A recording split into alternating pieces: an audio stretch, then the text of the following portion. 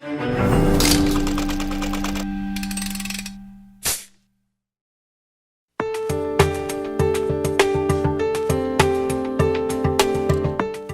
dar um briefingzinho aqui só sobre o que é o e-social, né?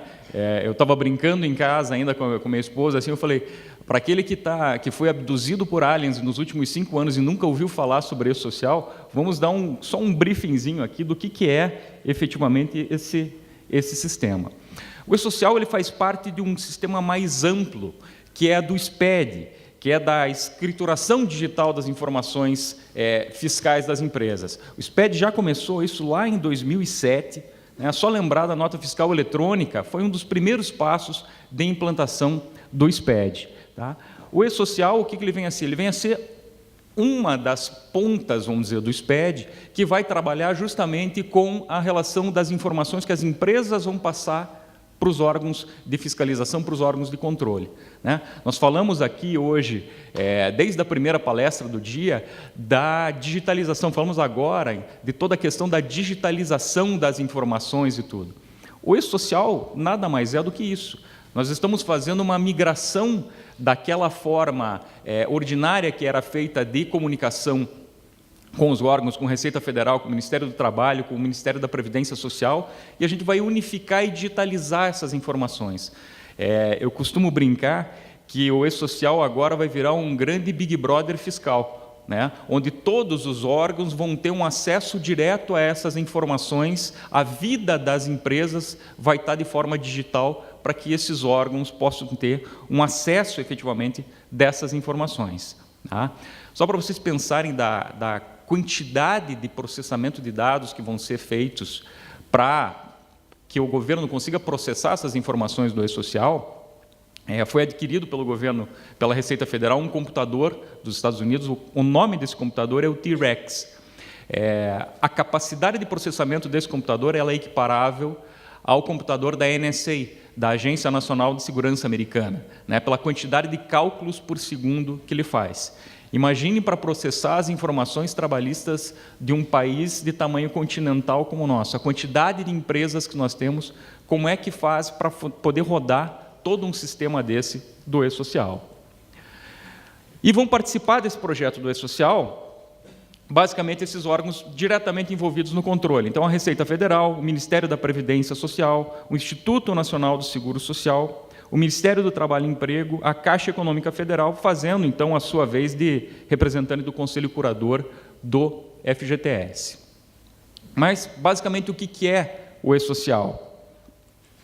O e-social vai ser uma plataforma virtual, onde todas as informações que você passava de forma separada das empresas, era uma GFIP, era uma RAIS, um CAGED, todas essas informações que eram distribuídas de forma individualizada para cada um desses órgãos de controle, agora todas essas informações são unificadas e passadas de uma vez só para o ambiente virtual. E lá nesse ambiente virtual, cada órgão vai ter o acesso à informação que mais lhe interessa.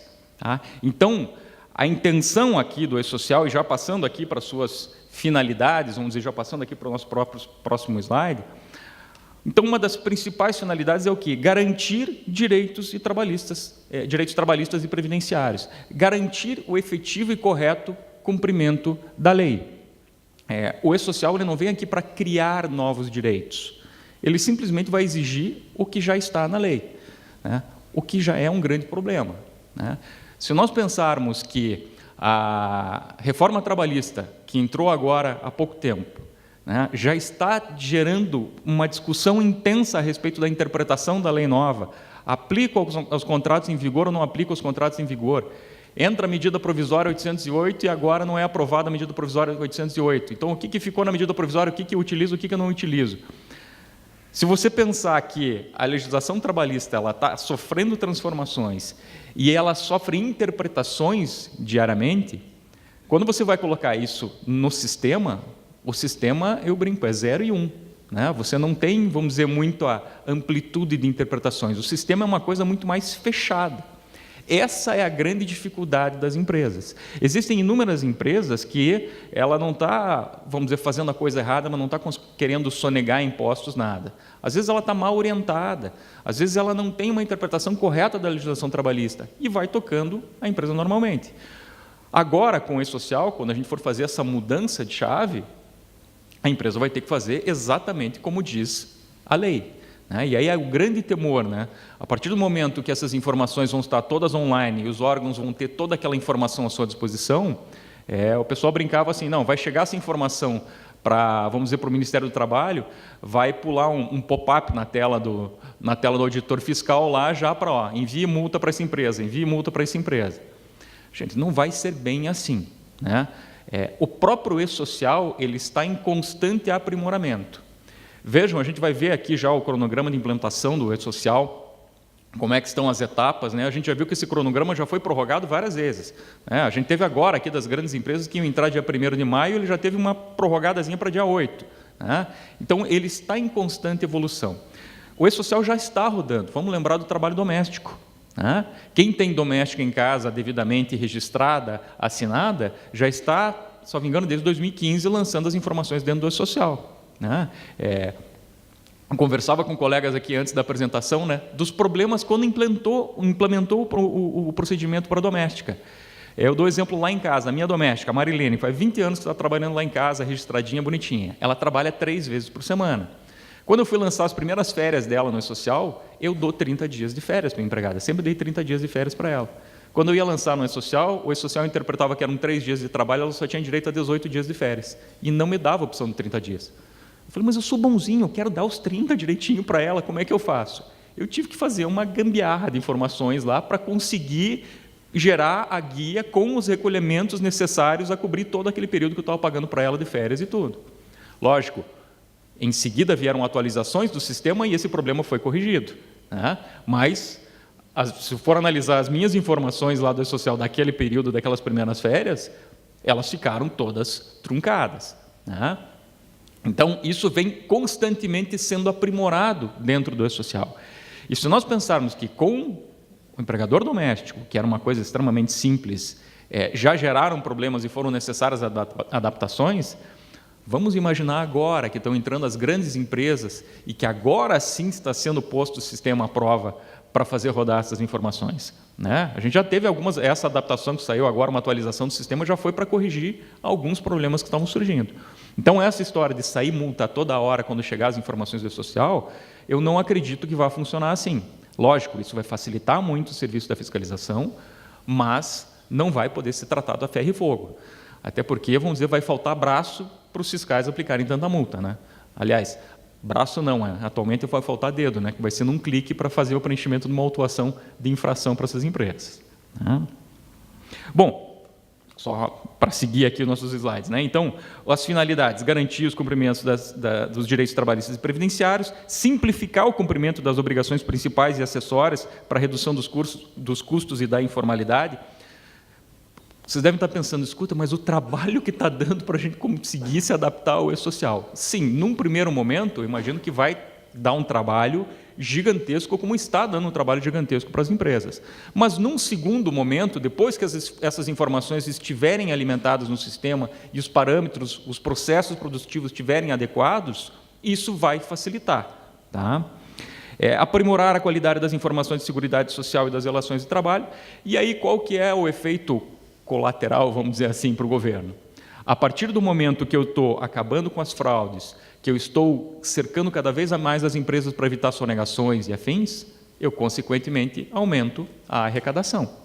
Então, quem falava muito do projeto do E-Social, que, não, isso daí vai virar que nem o kit de primeiros socorros para veículo, que era aquela obrigação que foi prorrogada e depois desistiram de exigir. Isso não vai acontecer com o E-Social. O E-Social vai ser implementado, o governo já investiu muito nesse projeto e ele vai gerar aumento de arrecadação. Então, o governo vai manter esse programa do E-Social, isso vai rodar, é um caminho sem volta. Nós falamos tanto aqui daquela mudança com dor, a dor da mudança, nós estamos todos sofrendo a dor da mudança agora por E-Social.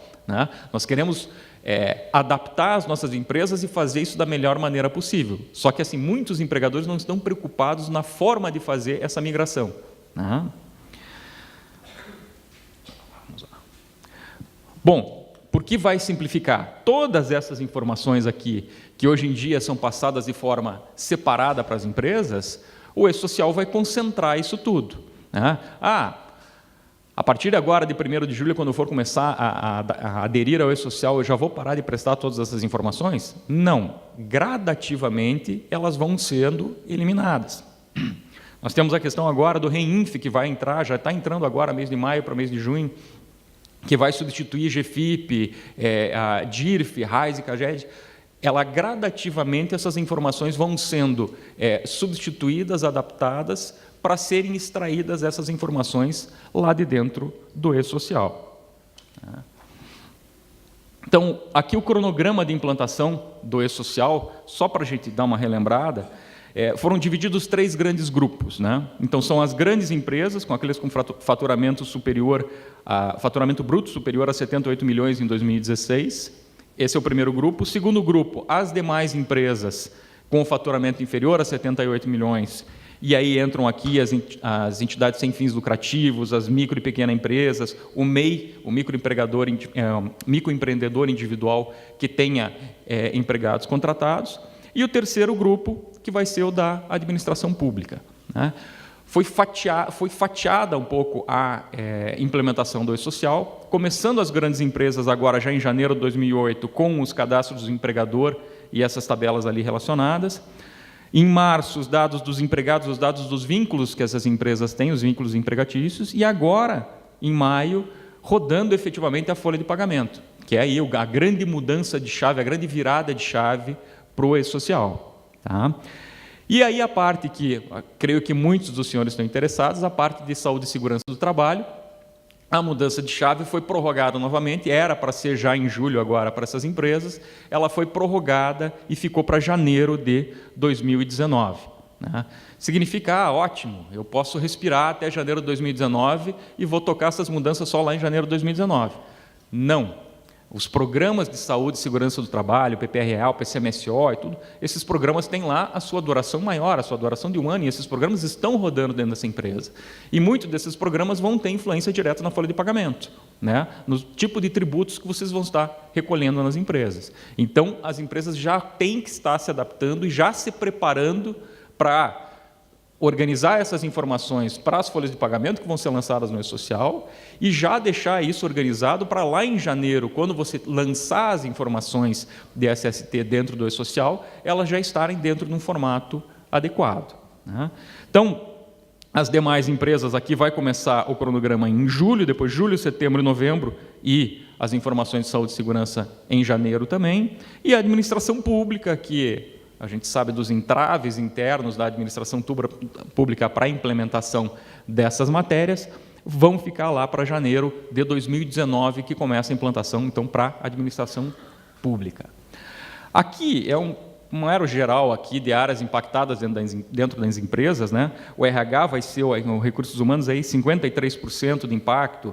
Aí aqui, vamos dizer, medicina do trabalho, 6%, a área de saúde e tal.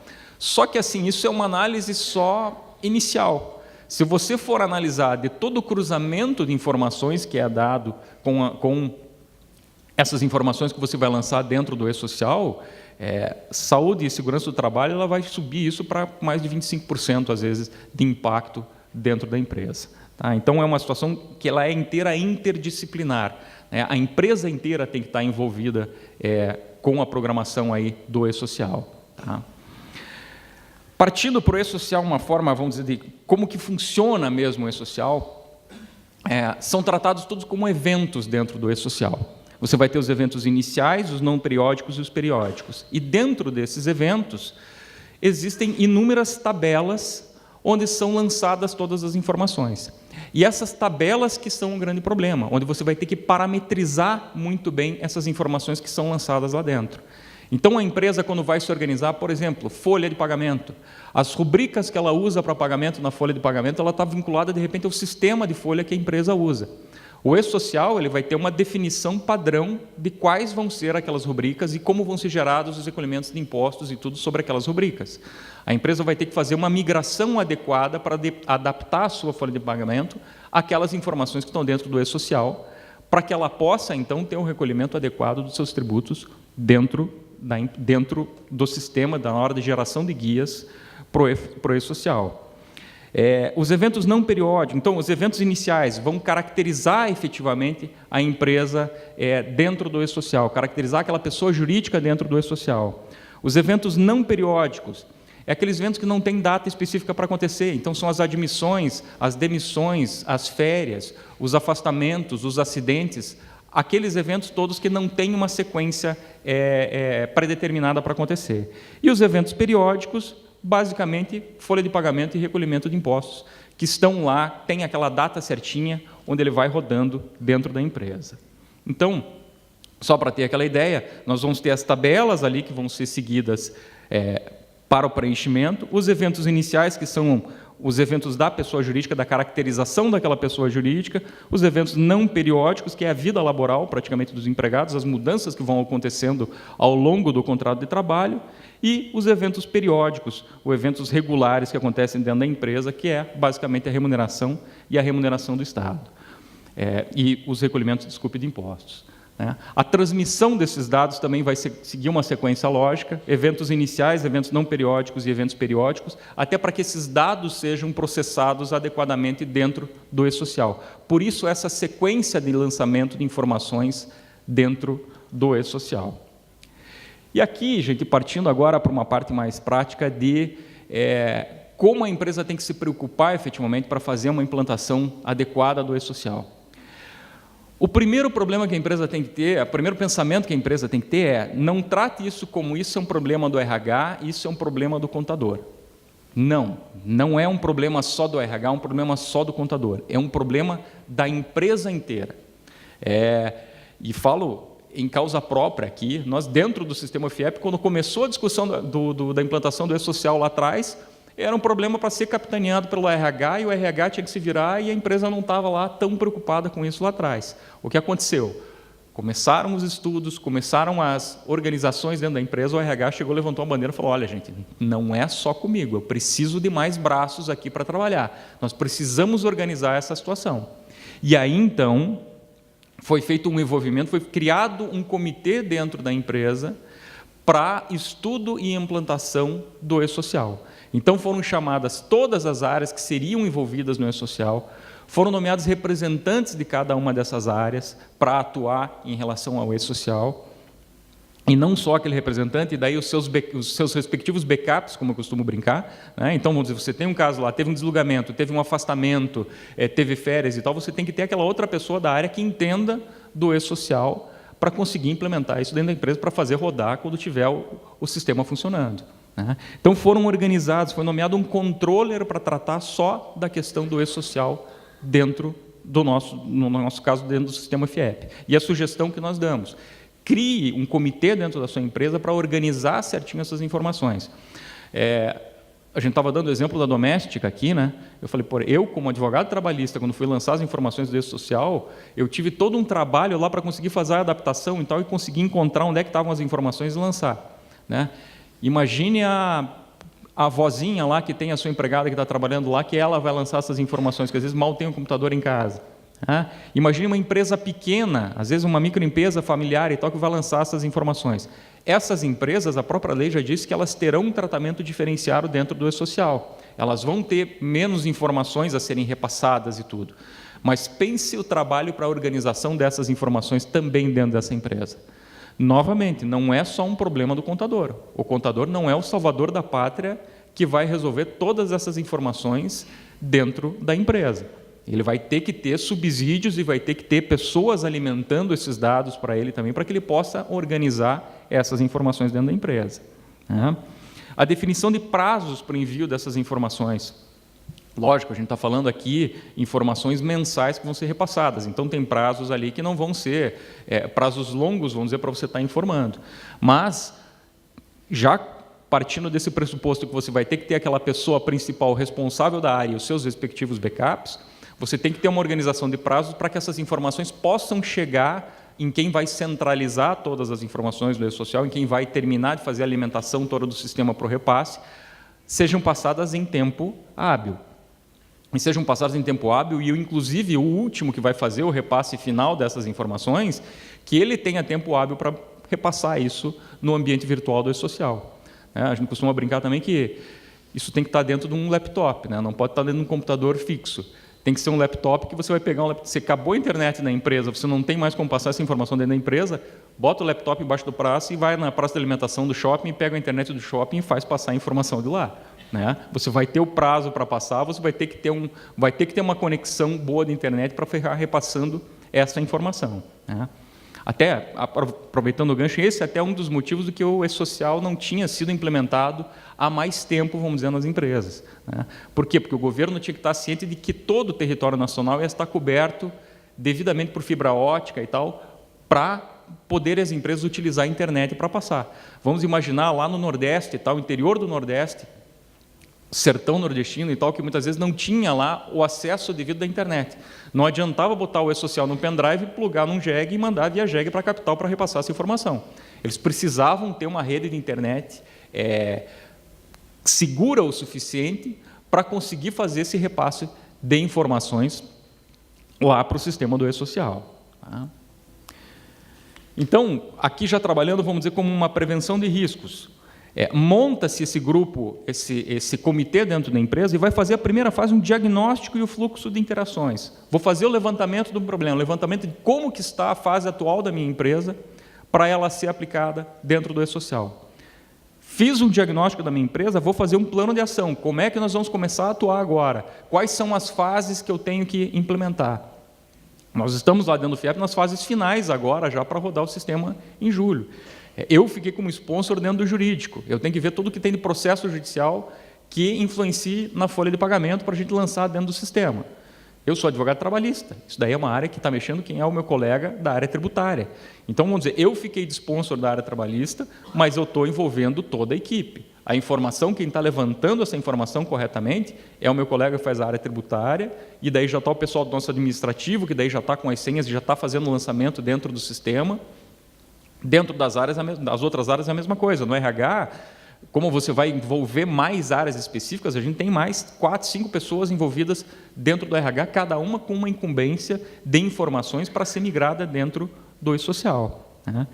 E aqui no final, chegaram as informações e vão ser as informações transmitidas, a empresa tem que pensar se o teu sistema interno está adequado ao e-social. Se o teu sistema interno tem as travas e tem os checklists necessários para que você possa conferir adequadamente essa informação antes de repassar ela para o ambiente virtual. Porque você vai passar para o ambiente virtual, às vezes ele vai te dar uma mensagem de erro só de resposta, dizendo, olha, tem um erro na tabela tal, mas o que é o erro especificamente, você vai ter que entrar lá e investigar para saber qual é a informação que não está batendo, que está voltando a mensagem de erro dentro do e-social. Já passando aqui, gente, então, para a nossa parte de saúde e segurança do trabalho. Por mais que a gente vai implementar isso só lá a partir de janeiro, mas já pontos de atenção, preocupação que as empresas vão ter que ter dentro do e-social em relação à saúde e segurança do trabalho. Pensar na avaliação certinha dos programas das empresas. Então, o PPRA, o Programa de Prevenção de Riscos Ambientais, o PCMAT, o Programa de Condições e Meio Ambiente do Trabalho na Indústria da Construção Civil, o LTCAT, Laudo Técnico das Condições Ambientais de Trabalho, os laudos de periculosidade e insalubridade. Os laudos de insalubridade agora não tem mais aquela situação de ter laudo inconclusivo. Você vai ter que fazer a avaliação tanto qualitativa quanto a quantitativa, se assim exigir a ANR. Você vai ter que cumprir integralmente as disposições das ANRs para passar essas informações dentro do e-social. A gente sabe que hoje em dia, aquela história vai ser feita, às vezes, o programa da empresa, não, tem que fazer mais um laudo para fazer essa avaliação aqui quantitativa, temos que fazer mais um laudo, não sei o quê. A empresa, não, esse daqui a gente vai deixar em aberto, a gente não vai fazer, esse outro a gente vai deixar por uma outra etapa e tal. Não, agora as empresas vão ter que se organizar e ter que cumprir adequadamente todas essas etapas da elaboração dos planos de saúde e segurança do trabalho. Todas essas informações vão ter que ser lançadas para a empresa. Identificação de riscos ergonômicos e riscos de acidente. A gente vai ter lá a NR17, vai ter que ser feita toda a avaliação ergonômica, os riscos que vão ter dentro da empresa vão ter que ser analisados efetivamente para repasse das informações para o E-Social. Os riscos psicossociais. Tua empresa tem riscos psicossociais ou não? Como é que eu vou fazer a avaliação disso? Parte para aquela análise lá pelo nexo técnico epidemiológico, pelo menos, para você fazer uma análise inicial de você precisa lançar todas essas informações ou não. Tua empresa está enquadrado o CNAE da tua empresa, o Código Nacional da Atividade Empresarial, o CNAE da tua empresa, pelo nexo técnico epidemiológico, ele gera riscos lá de CDF, dos transtornos psicológicos, mentais e afins. Se sua empresa já está enquadrada nessa situação, já é indicada a realização, a avaliação de riscos psicossociais dentro da tua empresa. Tua empresa tem muitos afastamentos com CDF, é indicado já você começar a fazer essa avaliação dentro da tua empresa, até para você saber o que está originando esses problemas. É um risco efetivamente ligado ao meio ambiente laboral ou é só uma situação externa e coincide de tua empresa de ter muitos afastamentos? Você vai ter que fazer uma investigação, lembrando que é aquela obrigação da empresa zelar pela saúde dos seus trabalhadores, zelar por um meio ambiente de trabalho adequado e saudável para que não sejam desenvolvidas doenças lá dentro. Então, isso vai ter que ser ponderado com a tua equipe interna ou com o teu prestador de serviços de SST, vai ter que ser muito bem avaliado pela empresa para agora prestar essas informações dentro do E-Social. Continuando mais alguns pontos aqui, o PCMSO, então, no Programa Médico de Controle de Saúde Ocupacional, os ASOS, a realização dos ASOS e os prazos.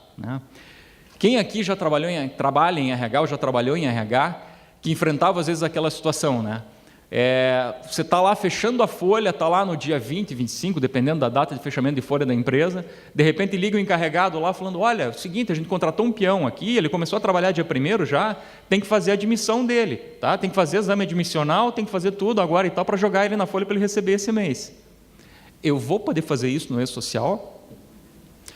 Isso não te pertence mais. O E-Social, para que o trabalhador ponha o pé para começar a trabalhar dentro da empresa, ele tem que estar com toda a documentação regular, o exame admissional feito, tem que ter o ASO de apto para ele começar a trabalhar, tudo lançado no E-Social para então ele começar o trabalho dele dentro da empresa.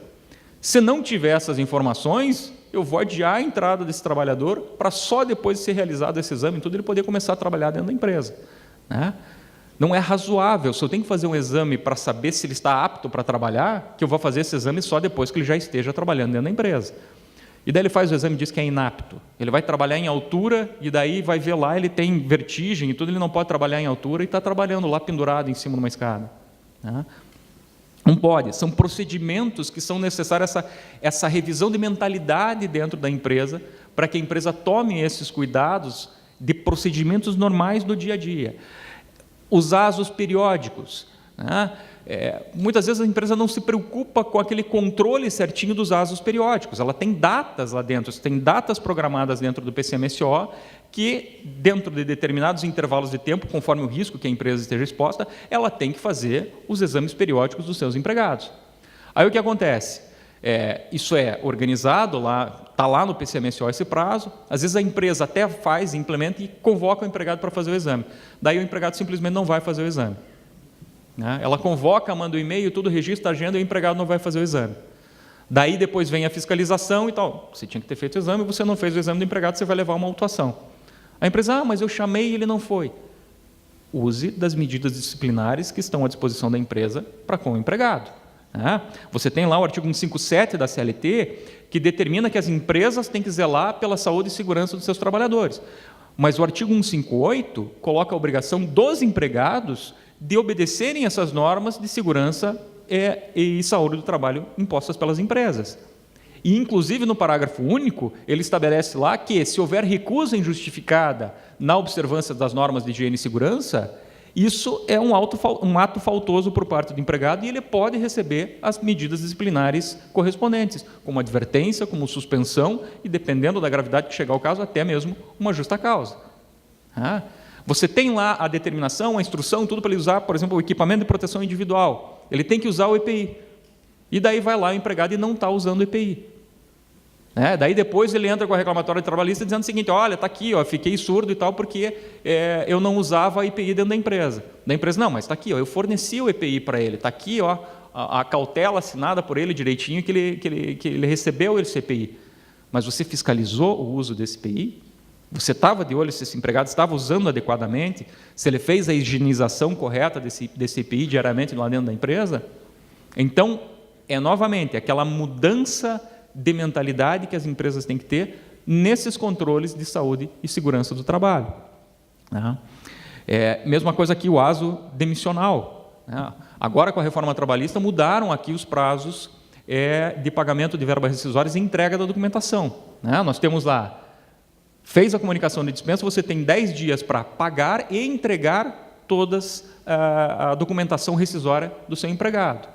Dentro desses 10 dias tem que ocorrer o exame demissional para ver se o empregado estava efetivamente apto para essa rescisão. Eu não posso mais fazer como antes, que às vezes a empresa pagava nos 10 dias e daí esperava até homologar no sindicato, às vezes demorava um mês até homologar no sindicato e demorava esse um mês para fazer um exame demissional. O empregado não comparecia no exame e tudo. Agora a empresa tem que adotar procedimentos para cumprir esse prazo, os novos prazos legalmente impostos.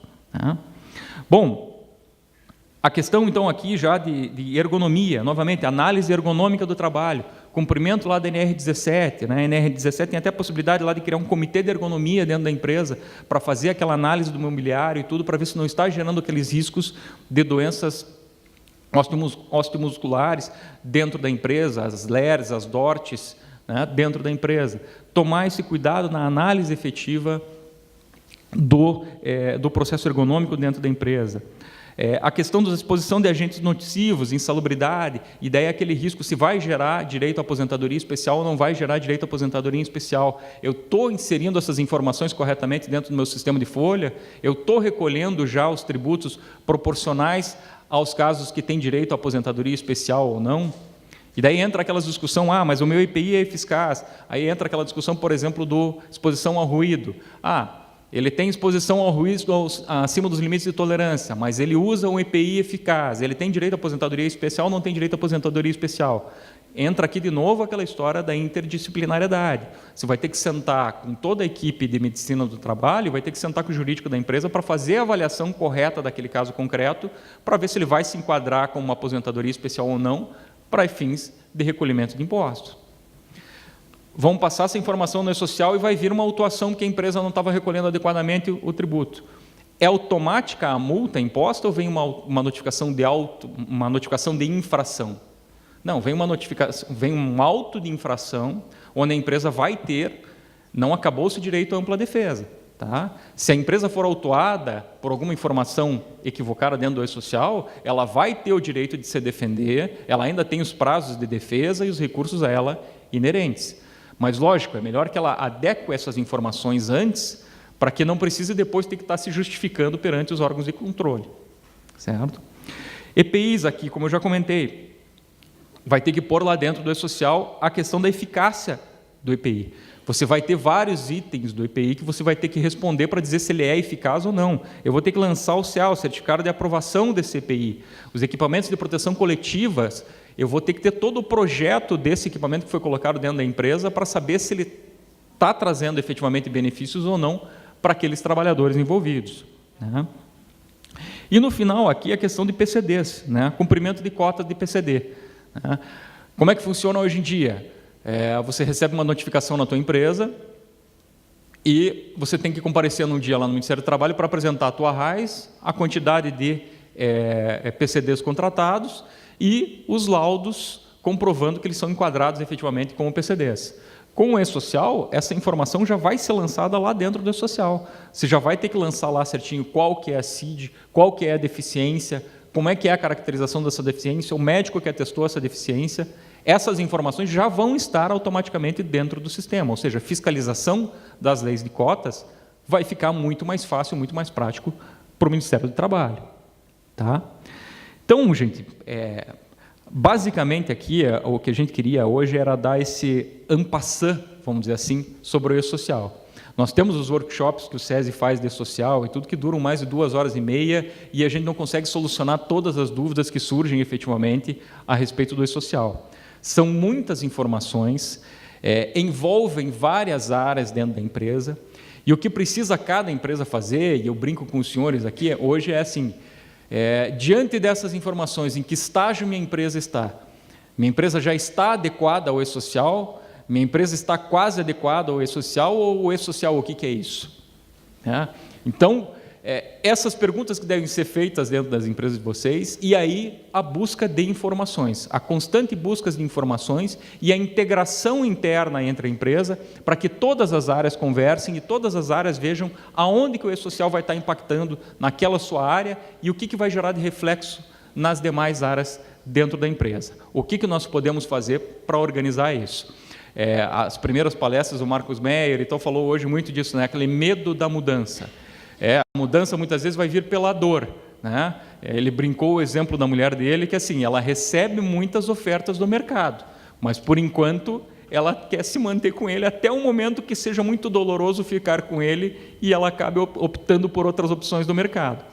O e-social, a dor vai ser que não tem mais, eu não posso mais informar do jeito que eu trabalhava, eu não posso continuar mais do jeito que eu estava, senão vai doer no meu bolso, né? Eu vou ser autuado, eu vou ser, de repente, impedido de exercer a minha atividade econômica. Então, a mudança vai ser, nesse caso aqui, um pouquinho pela dor que as empresas vão ter que mudar na marra para dentro do sistema do e-social, né? E partindo daquele pressuposto sempre de que o hoje é melhor do que ontem e o amanhã vai ser melhor do que hoje, a gente vai ter que estar sempre evoluindo e nos aprimorando e pensando que se vai ser a dor da mudança, a tendência é que lá na frente isso se organize e daqui a uns anos a gente esteja pensando, nossa, como que eu trabalhava sem ter o e-social, né? Como é mais fácil de trabalhar agora do que era de trabalhar lá atrás, né? Pelo menos vamos ter essa esperança de que é isso que vai acontecer. Certo? Senhores, espero ter contribuído aí para, se não for para trazer mais dúvidas, ou contribuir para pelo menos inteirar um pouquinho o tema. E, conforme o e-mail que já foi fornecido para os senhores, aí a gente fica à disposição com toda a equipe interdisciplinar do SESI para ir auxiliando nas dúvidas que surgirem e que os senhores encaminhem aí por e-mail para nós. Agradeço mais uma vez aí a presença de todos aí, e o convite e tal para essa exposição.